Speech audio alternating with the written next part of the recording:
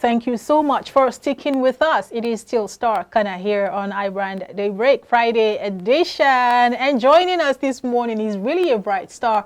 Shining alongside is Jethrobeatz. He's a musical artist. He's done so well for himself, bringing out great and churning out amazing sound. Hi, Jethro. Good morning. Good morning. Thank you for joining us.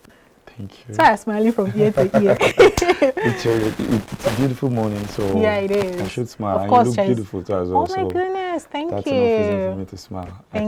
Thank you.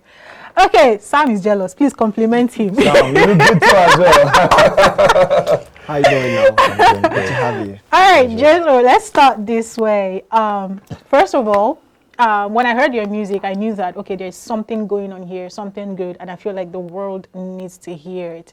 And, you know, keeping up with that energy. It sounded really, really unique, yeah? It had the Afrobeat vibe, the Afrobeat feel, but it had something different. There was something in the background. I think that's what separates your music from everything else out there. I don't know what that thing is. Now you put them. So now you go feed tell us.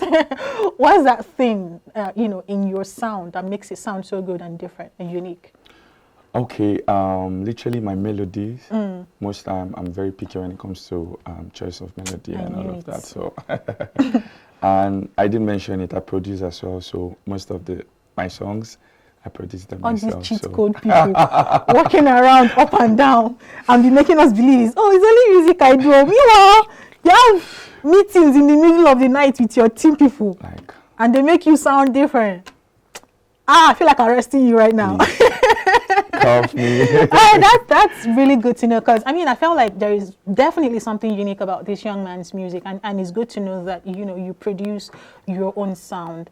And actually, this trend about producers delving into music, or should I say artists trying to delve into production as well, what is motivating this trend? Because I've had a lot of artists come here and tell me that they produce their own music and they produce for other people as well. A lot of times in the past, it used to be strictly production or strictly music, but people put it together these days. What's driving that? Okay, I should probably say it from my own perspective. Yeah. For me, I started music years back, and during this process of finding my sound and, you know, my tunes as well, it took time for me to build myself and for me to say, okay, this is what I want. And for the journey so far, I started singing, but it got to the point that I needed to produce myself, because sometimes I might just want to work with a certain producer and boom, he's not giving me what I want. So I literally needed to work on myself more, work on my sound, know how to produce myself, know how to make sound myself, so I can make what I want, and, you know, I know what I want. So that's very selfish, but in a very good way. That's very good selfish, and I love that. There is never a negative end to self-improvement and self-growth. I must give that to you. But, you know, in your earlier submission, you mentioned finding your sound. It was a journey. I'm interested in that journey. Do you want to break it down for us? Yeah, I don't mind. So it started in the year 2016. I have to be brief about it. Yeah, please. It started in 2016. You know, as an artist, you keep discovering yourself, making new sound, making new songs, finding your sound, basically. So I kept on recording, I kept on making new songs, and I'm still making new sound till I find out, till tomorrow. So, but basically, I still walk around Afrobeat, you know, but I produce all kind of genre entirely. I can make Indian sound, and I can sing. You can see me sound like an Afro artist, and tomorrow, boom, hearing another thing like me sounding like an Indian. So it's beautiful knowing that you are a producer, and it's going to inform my next question. If you don't mind, we'll get back to Jethro, who is the music artist. Okay. But I'm interested in the producer right now.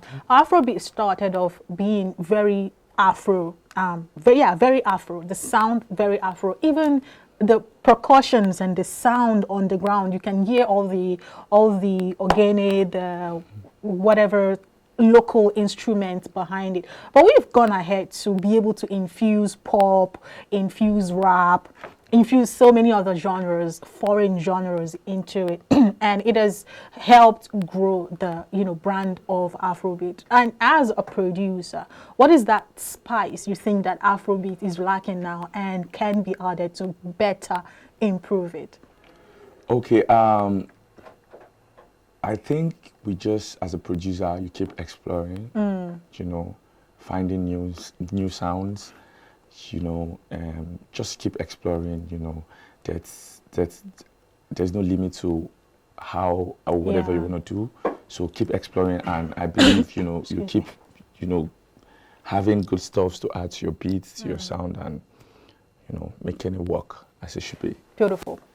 Producer, that was a result of being a producer, is a result of you wanting more good. Wanting more, exploring, just keep exploring. That artist that wants to keep exploring and doing things and getting their music done a certain way, a particular way, is the product of all the music I heard yesterday, earlier today, that blew my mind. And I'm not even going to hide my mouth when I say that. It was really amazing sound that you have. So what has the journey been like, for apart from the part where you found it difficult to properly work with certain producers because they weren't giving you what you want, but there is so many other things that revolves around being a musical artist and growing in the craft. What has that journey been like for you? Okay, it has been an amazing one for me to say. And the process at which I got to this point, and it has been an amazing one.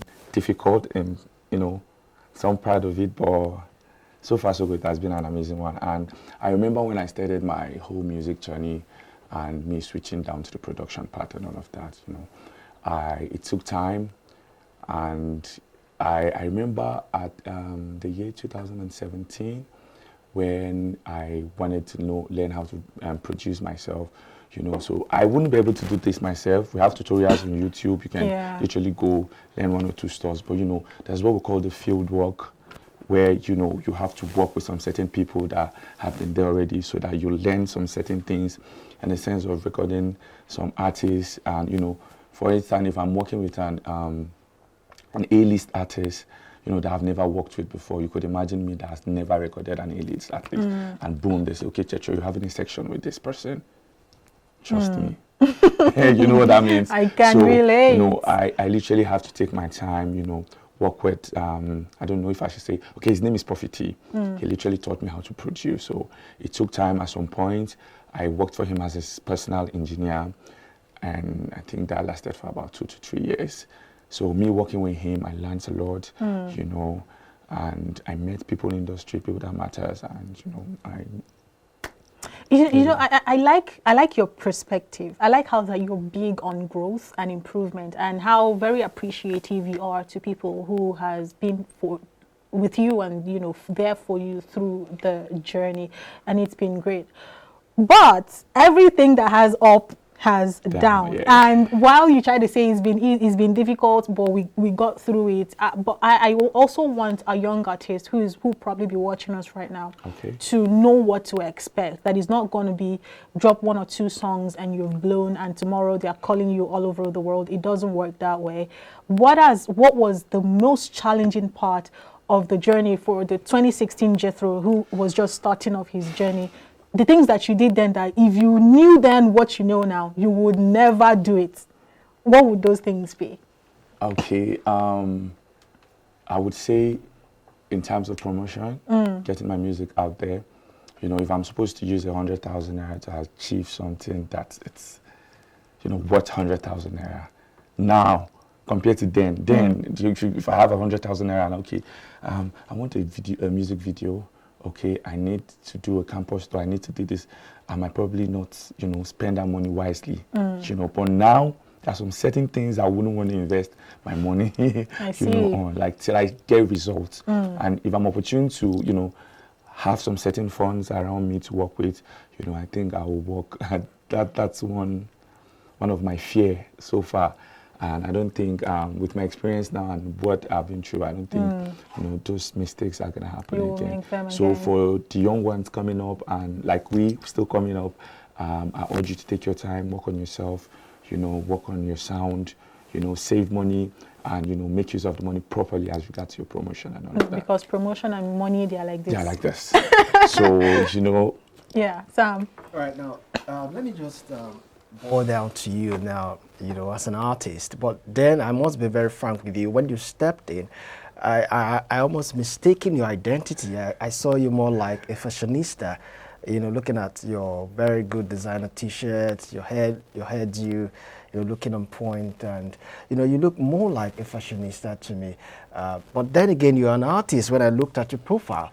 But I don't know if people really get mistaken when they see you. Let me start from there. Do people get mistaken in terms of your identity? I get that a lot. Sometimes, you know, I have a very high fashion sense when it comes to, you know, and most time, it's either you hear someone say, "Hello, are you a footballer?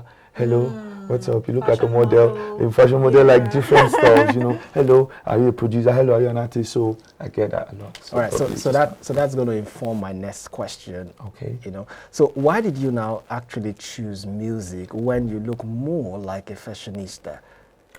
I would say you don't choose what it's not in you. See, Yeah. that's deep. You don't choose what's in you. There has to be a sign that, okay, you have this in you. There has to be passion for whatever you want to do.